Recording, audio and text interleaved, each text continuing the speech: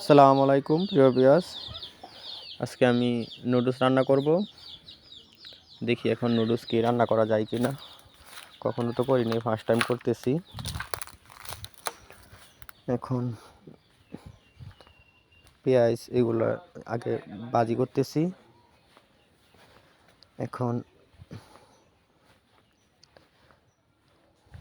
মশলাগুলো এখানে ভাজি করতেছি, তারপর আপনার নুডলসটা দিয়ে দেবো। আগে নুডলসটা আমি সিদ্ধ করে নিয়েছিলাম। এখানে চিংড়ি মাছ দিতেছি।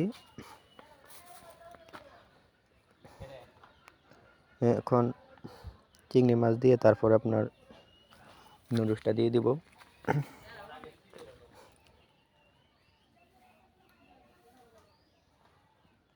আপনার কাছে কীরকম লাগে অবশ্যই জানাবেন।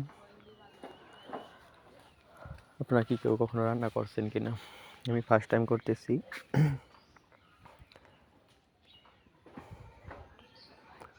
এখন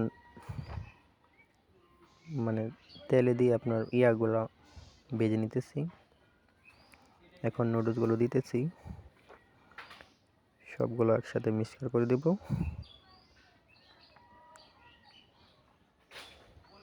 কখনো তো করিনি, কারণ যে মশলাগুলো থাকে নুডলসের সাথে এগুলো দিতেছি। আরেকটা ছিল 2টা মশলা দিতেছি। আমি 2 প্যাকেট নুডলস যেহেতু রান্না করতেছি, তাহলে 2টা মশলা দিয়ে দিলাম। কাঁচামরিচ দিছি, পেঁয়াজ দিছি, তারপরে আপনার চিংড়ি মাছ দিয়ে নুডলস রান্না করতেছি। এখন চিংড়ি মাছগুলো দিয়ে দিব। আসলে এত ইজিতে রান্না করা আমি জানতাম না। খুব তাড়াতাড়ি নুডলস রান্না হয়ে গেল, বেশি সময় লাগলো না, খুব কম সময়ের মধ্যে হয়ে গেল। আমাকে হেল্প করছিল আমার আম্মু। আসলে আমি তো সব কিছু বুঝতেছি না, ফার্স্ট টাইম, তাই আম্মু একটু হেল্প করলো। এভাবে নিজে রান্না করার মজাই আলাদা, খুব ভালো লাগে। যদি দূরে কোথাও যাই তাহলে তো নিজে রান্না করতে হবে।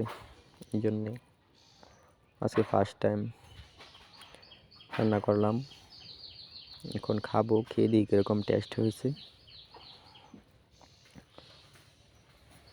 আসলে নুডলস খেতে আমার খুব ভালো লাগে। আপনাদের কাছে কীরকম লাগে অবশ্যই কমেন্ট করে জানাবেন।